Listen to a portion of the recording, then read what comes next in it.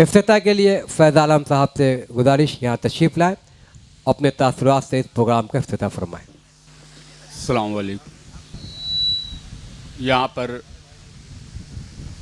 सबसे पहले मैं बैठे हुए तमाम सामाईन कराम का शुक्रिया अदा करता हूँ। उसकी वजूहात ये है कि तादाद न देखी जाए, उर्दू का तहफ़्फ़ुज़ कौन कर सकता है, उर्दू की चाशनी किसके दिल के अंदर है और वो यहाँ मौजूद है।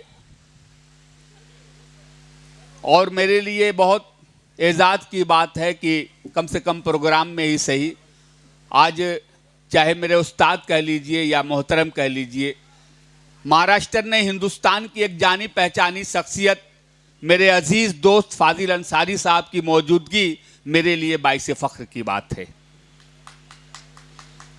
यहाँ पर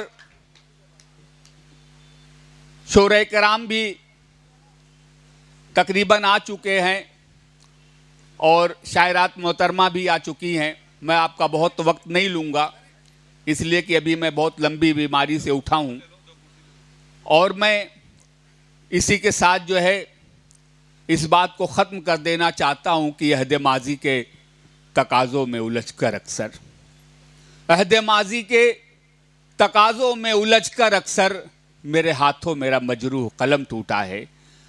और इसी के साथ मैं अपनी बात को ख़त्म करता हूँ।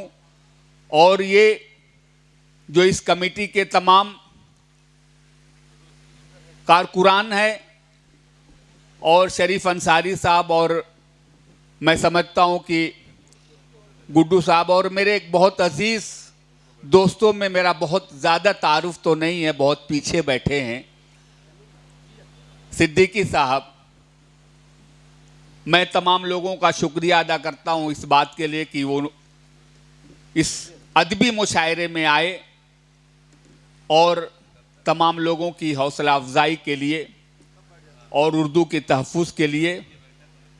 और इसी के साथ मैं एक बात को कह के ख़त्म कर देना चाहता हूँ कि न रोको राहे हक़ से तुम मुझे ए दोस्तो हरगिज़, न रोको राहे हक़ से तुम मुझे ए दोस्तो हरगिज़, दुआ दूँ बल्कि खुश होकर कि हो तेरा खुदा हाफिज़। फ़ी अमानिल्लाह।